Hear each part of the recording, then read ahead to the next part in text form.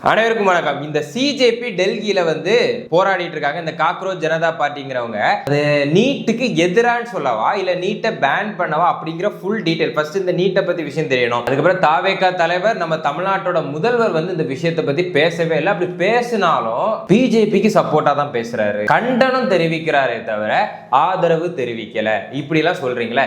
இதுக்கு ஃபுல்லா நீங்க இந்த விஷயத்தை பத்தி ஏன் ஃபர்ஸ்ட் நம்ம எதிர்க்கிறோம், இதுக்கு கண்டிப்பா கொஞ்சம் டைம் கொடுங்க. அப்பதான் நீங்க 4 பேர் சொல்ல முடியும். இல்லனா இவனுங்க எதையாவது திடீர் போராளிகள் இருக்கானுங்களா, இந்த டிஎம்கே சார்ந்தவனுங்க எல்லாம் திடீர் போராளிகள். இவனுக்கு எதுவுமே தெரியாது. ஏதோ ஒரு கோவத்துல ஏதோ ஒரு ஆதங்கத்துல அந்த ஒப்பாரியா வச்சுட்டு இருப்பாங்க. கமெண்ட் செக்ஷன்ல போய் ஒப்பாரி வச்சுட்டு இருக்குது, அதை இளவு வீடா பாக்குறது. எல்லாரும் கமெண்ட் செக்ஷனையும் இளவு வீடா பாக்குறாங்க. இதுல முக்கியமா நாம் தமிழர்ல இருக்கவங்க நம்மள ஒப்பாரி வைக்கிறோம்னு சொல்லுவானுங்க. உண்மையிலே எலெக்ஷன் முடிஞ்ச அன்னைக்கு அடுத்த நாளா ஒப்பாரி வச்சது யாரு? ஒரு 20-30 லட்சம் ஓட்டு.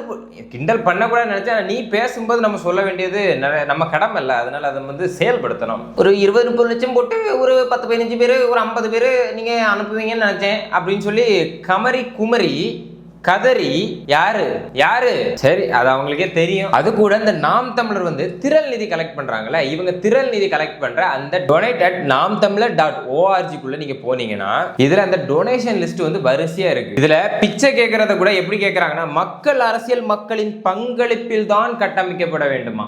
அதாவது எப்படி கேட்கிறாரு பத்தியா, மக்களுடைய பங்களிப்புல தான் பண்ணணும். என்ன அழகா. சரி, அதை விட்டுருங்க. அடுத்தது இதுல நீங்க பாத்தீங்கன்னா ஒரு இதுலயும் இலக்கு 7.5 லட்சம் கிடைச்சது. மாசந்தோறும் இவங்க 7.5 லட்சம் 8 லட்சம் அப்படி வாங்குறாங்க. அது போக ஏதாவது ஒரு மீட்டிங் நடந்தா அந்த ஸ்பெஷல் மீட்டிங்க்கு தனியா வாங்குறாங்க. தேர்தல் நடந்தா அதுக்கு ஒரு 2 கோடின்னு போட்டிருக்காங்க. இதுல இவங்க இலக்குன்னு வைக்கிற அந்த இலக்கு ஃபுல்லே ஆக மாட்டேங்குது. அப்ப இதுல காட்டுறது ஒரு 24,000 25,000 தான் காட்டுறாங்க. அப்ப இலக்குன்னு ஒண்ணு வச்சிருக்காங்கன்னா அது கிடைக்கலன்னா அப்ப நாம் தமிழர் கட்சி நஷ்டத்திலேயே ஓடிட்டு இருக்கு. அப்ப இத்தனை லட்சம் கடன்ல ஓடிட்டு இருக்கா? அப்ப அந்த எக்ஸ்பெண்டிச்சர்ல காட்டும் போது நஷ்டத்துல தான் காட்டுறீங்களா? இதுல அப்ப எவ்வளவு கையில வாங்குறாங்க? இந்த கார் கணக்கு இதுல வராது. மிச்ச மீதி இதே மாதிரி இலக்குன்னு வச்சுட்டு அதுல கொஞ்சம் தான் வருது. அப்ப மீதி இருக்கிற அக்கௌண்ட்டை ஏன் காட்டல நான் கேட்கிறேன். அந்த ஃபேர் அக்கௌண்ட்டை ஏன் காட்டல? காரணம் அந்த கார் இந்த மாதிரி கணக்குலாம் இதுக்குள்ள வராது. யாராவது கையில கொடுக்குற கணக்கு இதுல வராது. இது ஃபுல்லாவே ஆன்லைன்ல போடுறது மட்டும் தான் வரும். அப்போ கையில கொடுக்கறது மட்டும் எவ்வளோன்னு சொல்லி அந்த பானைக்குள்ள அந்த குடத்துக்குள்ள போடுறாங்கல்ல, அது எவ்வளோன்னு சொல்லி கேமராக்கு அடியிலே இருந்து நீங்க பார்த்துட்டு இருக்கீங்க, கணக்கு பார்த்துட்டு இருக்கீங்க, இல்ல எண்ணிட்டு இருக்கீங்களா? இதுல நாங்க ஃபேரா தான் பண்றோம், நேர்மையா தான் பண்றோம். சரி, அதை விட்டுருவோம். அதுக்கப்புறம் இந்த நீட் விஷயத்துக்கு வரும். அது பிறகு கொஞ்சம் எலாபரேட்டா அந்த விஷயத்த பிறகு நம்ம ஸ்டடி பண்ணி பேசலாம் அந்த விஷயத்த. அதுக்கு முன்னாடி இந்த விஷயம் நீட்டை பொறுத்த வரைக்கும் டெல்லியில நடக்கிற அந்த பிரச்சனை எப்படி ஒரு ஸ்டாம்பேட் மாதிரி கிட்டத்தட்ட போலீஸ் எதுக்கு அடிக்க ஆரம்பிக்கிறாங்கன்னா அவங்கள தாக்குற மாதிரி ஒரு வீடியோ வருது, இவங்க தாக்குற மாதிரி ஒரு வீடியோ இருக்கு. இந்த மாதிரி பல வீடியோ இருக்கு. இதனால இது கோர்ட் இதை அனலைஸ் பண்ணி வீடியோ ஆதாரங்களை வச்சு பேசும்போது தான் அது வெரிஃபை பண்ணி நம்ம பேச முடியும். இருந்தாலும் இப்படி ப்ரூட்டல் அடிக்கலாம்னு கேட்டா கூடாது. என்ன இருந்தாலும் அவங்க மாணவர்கள் ஒரு லெவலுக்கு மேல இந்த லெவலுக்கு அடிக்கணும் அப்படிங்கிறது தப்பு தான். ஃபர்ஸ்ட் இந்த நீட்டோட ஹிஸ்டரி நீங்க பாத்தீங்கன்னா இதை யாரு கொண்டு வரானா காங்கிரஸ் இதை எதுக்காக கொண்டு வராங்க அப்படின்னா, MCI medical council of India இந்த எக்ஸாமை நடத்துவாங்க. அது போக ஸ்டேட்டுக்கு தனியா நடத்துவாங்க. பிரைவேட் காலேஜுக்கு தனியா நடத்துவாங்க. அப்போ இது ஒரே இடத்துக்குள்ள வரல, டிஃபரன்ஸ் எக்ஸாம் நடத்துறாங்க. அதனால என்ன ஆகுதுன்னா பிரைவேட் காலேஜஸ் இருக்குல்ல, டிமாண்ட் ஹெவியா வைக்கிறாங்க. நல்லா 1.5 கோடி 2 கோடி டொனேஷன் நீங்க தந்தீங்கன்னா உங்களுக்கு சீட் அப்படி சொல்லி பணக்கார பசங்களுக்கா பார்த்து கொடுக்குறாங்க. இதனால சீட்டு ஈக்குவலா கிடைக்கிறது இல்லை அப்படின்னு சொல்லி ஒரு பிரச்சனை வருது. அப்போ இதுக்கு என்ன பண்ணா காமனா ஒரு எக்ஸாம் வைக்கணும்னு சொல்லி அப்ப இருந்த காங்கிரஸ் என்ன பண்றாங்கன்னா இந்த விஷயத்தை கொண்டு வராங்க, அதாவது கொண்டு வர சொல்றாங்க. அப்ப எதிர்ப்புனா எதிர்ப்பு, இப்ப தமிழ்நாடையும் சேர்த்து தான் சொல்றேன், எதிர்ப்பு பயங்கரமா இருந்துச்சு. டிஎம்கே கவர்மெண்ட் இருந்தாங்க, ஆனா எதிர்ப்பு நல்லாவே இருந்துச்சு. ஏடிஎம்கே காலத்திலும் சரி எல்லாமே எதிர்ப்பு இருந்துச்சு. அதனால ஒரு கட்சி, அதாவது பொலிட்டிக்கலா இருந்த பிரச்சனை அது சுப்ரீம் கோர்ட்டுக்கு போகுது. சுப்ரீம் கோர்ட் ஒரு இண்டிவிஜுவல் பாடி. அவங்க இதை டேட்டாலாம் ஸ்டடி பண்ணி எடுத்து எல்லா பிரச்சனையும் இவங்க சொல்றதெல்லாம் ஆராய்ச்சி பண்ணி லீகலா என்னெல்லாம் இருக்குன்னு பார்த்து அவங்க தான் இதை இம்ப்ளிமெண்ட் பண்ண சொல்றாங்க. ஆரம்பிக்கிறது யாரு? ஒரு பொலிட்டிக்கல் பார்ட்டி காங்கிரஸ். அப்போ இருந்த ஆளுங்க இதை இம்ப்ளிமெண்ட் பண்றது சுப்ரீம் கோர்ட். இப்போ உடனே, அதாவது 2016 இந்த விஷயம் வரும்போது அப்ப ஆட்சிக்கு வர்றது யாருன்னா பிஜேபி. இவங்க அந்த விஷயத்தை இம்ப்ளிமெண்ட் பண்றாங்க. அப்பவும் எதிர்ப்புகள் இருக்கு.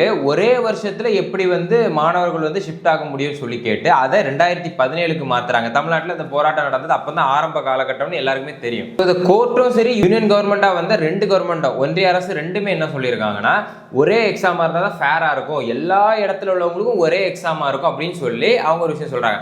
ஆனா தமிழ்நாடு தரப்புலையும் மற்றபடி இதை எதிர்க்கிறவங்க என்ன சொல்றாங்கன்னா, இப்போ நடக்கிற போராட்டம் வந்து பேன் நீட்டு கிடையாது, அது முழுக்க முழுக்க அதை ஃபேரா நடத்தணும், அது வந்து வெளிப்படையா தெரியணும் அப்படிங்கிற மாதிரி டிரான்ஸ்பரன்சியை வந்து நீங்க இது பண்ணணும் அப்படிங்கிற மாதிரி சொல்றாங்களே தவிர அதை பேன் பண்ண சொல்லல. அவங்களோட 3 கோரிக்கையில ஒன்னு வந்து சோனம் இருக்காருல அவரை வந்து ரிலீஸ் பண்ணணும், அதுக்கப்புறம் 1 கோடி பாதிக்கப்பட்ட ஒரு 20 பேர் நினைக்கிறேன், 20 மாணவர்களுக்கு இப்போ கரண்டா 2026 மட்டும் தான் கேட்கறாங்க. இதுக்கு முன்னால் தமிழ்நாட்டில் எத்தனையோ பிரச்சனை எத்தனையோ போராட்டம் நடந்துச்சு, யாருமே கேட்கல. சரி இருக்கட்டும். ஏன் அப்படின்னா நம்ம அப்போ பேன் நீட்டுன்னு சொல்லி கொடி பிடிச்சோம், அதனால நமக்கு யாரும் சப்போர்ட் பண்ணல.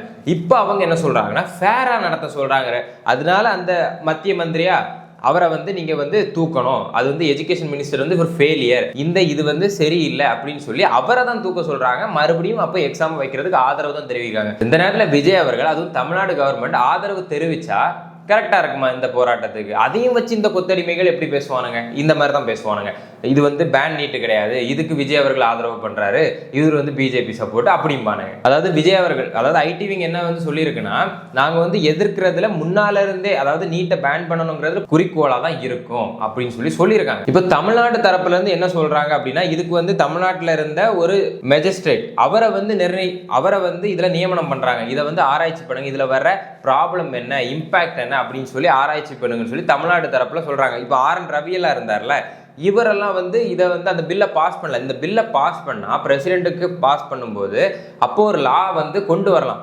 அதை தான் வந்து விஜய் அவர்கள் அந்த ஐடிவிங் இதுக்கு முன்னால வந்து அந்த மாணவர்களுக்கு பாராட்டு விழா நடத்தினாங்கல்ல, அப்போ விஜய் அவர்கள் சொன்னதும் இதுதான். இதை வந்து எஜுகேஷன் கான்கரண்ட் லிஸ்ட்டுக்கு கீழே கொண்டு வரணும்னு விஜய் அவர்கள் ஒரு இதில் பேசியிருப்பாரு. அதை தான் இப்பவும் சொல்லியிருக்காங்க. நீதிபதி அவருக்கு கீழே வந்து ரிட்டையர்ட் நீதிபதி நினைக்கிறேன், அவருக்கு கீழே வந்து பண்ண லிஸ்ட்ல என்ன சொன்னாங்கன்னா, மோஸ்டா நிறைய பேர் வந்து பிரைவேட் கோச்சிங் சென்டர்ஸ் வந்து யூஸ் பண்றாங்க, அதுல லேக்ஸ் அண்ட் லேக்ஸா ஸ்பெண்ட் பண்றாங்க, அதுல ஏழை மாணவர்களால வர முடியாது. 12th எக்ஸாம் வச்சு வரும்போது அவங்க வந்தாங்க. இதுல இன்னொன்று சிபிஎஸ்சி எக்ஸாம் பேஸ் பண்ணி தான் அதில் இருக்கு. ஸோ அதனால அவங்களே மாதிரிப்பட்ட ஸ்டூடெண்ட்ஸ் தான் வர முடியும், ரூரல் ஏரியாவில் இருக்கிறவங்களால வர முடியாது அப்படிங்கிறதுக்காக தான் இது சொன்னது.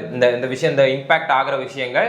ஸோ அதனால பாதிக்கப்படுறது இவங்க பாதிக்கப்படுறாங்க, இது எல்லாருக்குமானதா இருக்காது, நீட் வந்து ஒரு ஃபெயிலியர் சிஸ்டம் அப்படின்னு சொல்லி அவங்க சொல்றாங்க. இதை கொண்டு வந்ததே, நீட்டை கொண்டு வந்ததே, இது வந்து ஆல்ரெடி எஜுகேஷன் வந்து பிரிஞ்சு எக்ஸாம்ஸ் எல்லாம் என்ட்ரன்ஸ் எக்ஸாம் தனித்தனியாக நடக்குது, அதனால லேக்ஸ் அண்ட் லேக்ஸில் க்ரோர்ஸ் அண்ட் க்ரோர்ஸில் வாங்குறாங்க.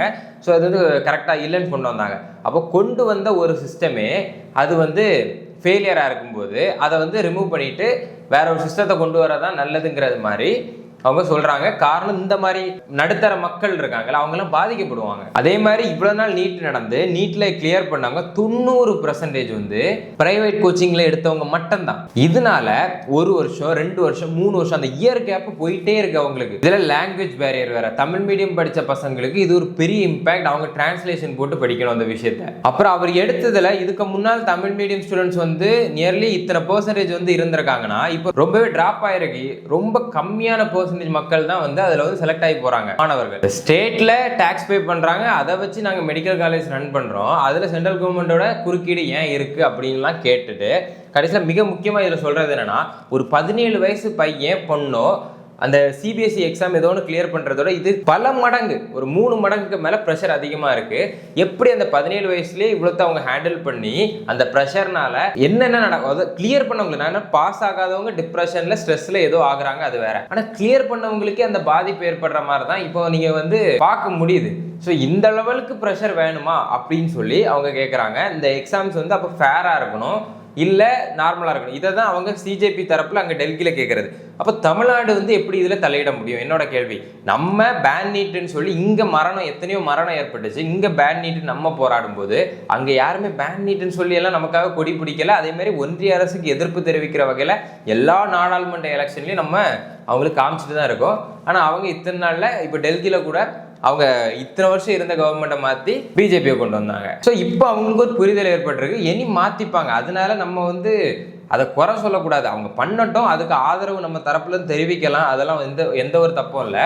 அவங்க இப்போ அவங்கள அடிக்கிறாங்கன்னா அது தப்பு, அதை கண்டிக்கணும், அது ஓகே. அதை நடக்க விடாமல் பண்ணுறாங்கன்னா அதுவும் ஜனநாயகத்துக்கு எதிரானது, அதுக்கும் நம்ம சப்போர்ட் பண்ணலாம், வேற தப்பே கிடையாது. ஆனால் இங்கே பேன் நீட்டுன்னு சொல்லி வராமல் இப்போ அங்கே போய் ஃபேர் நீட்டுன்னு கேட்டுட்டு இருக்கும்போது அப்போ நம்மளும் ஃபேர் நீட்டுக்கு ஆதரவு தெரிவிக்கிறோன்னா அப்புறம் எதுக்கு இங்கே பேன் நீட்டுக்காக போராடணும்? இதனால மோஸ்ட்லி கவர்மெண்ட் ஸ்கூலில் படிக்கிற பல ஸ்டூடெண்ட்ஸ் வந்து காசு இல்லாமல் ஒரு பிரைவேட் கோச்சிங் ஆஃபர் பண்ண முடியாமல் இதில் மாட்டி மறுபடியும் பின்னால் தான் போவாங்க. அவங்களோட கனவு, அவங்க ஆஸ்பிரண்டாக இருந்து வேஸ்ட் அந்த ஃபீல்டுக்கு. அதுக்கப்புறம் இந்த மாதிரி ஒன்றும் வர ஆரம்பிச்சா ஒன்றில் அது வந்து ப்ராப்பராகவும் நடக்கலை, அப்போ அது வந்து ஒரு ஃபெயிலியர்னு சொல்லியாச்சு. நம்ம சிஸ்டத்துக்கு செயல்படலை, அப்போ அது வந்து ஸ்டேட் பாலிசிக்கு கீழே கொண்டு வரணும். அந்த எஜுகேஷனை சென்ட்ரலுக்கு கொண்டு போனது தப்பு, அதை மாற்றி கேட்குறாங்க. இதை வந்து லீகலாக தான் ஃபைட் பண்ண முடியும். ஏன்னா அதுவே பல முறை லீகலாக ஃபைட் பண்ணி தான் அவங்க நீட்டே கொண்டு வந்திருக்காங்க. அவ்வளோ லீகல் பேட்டில்ஸ் இருந்திருக்கு, அவ்வளோ விஷயத்த பழைய கேசஸ் பிரசிடென்ட் கேசஸ் எல்லாம் கொண்டு வச்சு அவங்க பேசியிருக்காங்க. அதே மாதிரி தான் இதையும் நம்ம ஃபைட் பண்ணி அதை வந்து பில் பாஸ் பண்ணி இப்படி தான் கொண்டு போக முடியும். இதை இந்த திரள் நிதி கூட்டத்துக்கு புரியாது. ஏன்னா அவங்க வந்து திரள் நிதியை வாங்கி போராட்டம்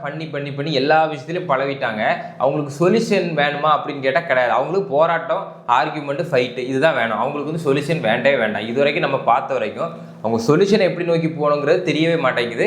எந்த கவர்மெண்ட் வந்தாலும் அவங்களுக்கு அகைன்ஸ்டாக ஏதாவது பேசுறது, இந்த விஷயத்திலேயாவது ஒற்றுமையாக ஆதரவு பண்ணி இந்த மாதிரி கொண்டு போங்க அப்படின்னு சொல்றதை விட்டு அவங்கள குறை சொல்றோம். அதே மாதிரி அங்கே என்ன நடக்குதுன்னே தெரியாம எதையாவது வளர்றது. நம்மளும் சரி விஜய்க்கு அகைன்ஸ்டாவா பேசுவோம், அவருக்கு அகைன்ஸ்டாவா இவருக்கு அகைன்ஸ்டாவா பேசுவோம் அப்படின்னு சொல்லி பேசிட்டு இருக்காங்க. அதுக்கு தான் அடுத்து இந்த திரள் நிதிக்கு ஒரு பெரிய ஸ்டடி ஒன்று பண்ணி எடுத்துட்டு வரேன். நன்றி, வணக்கம்.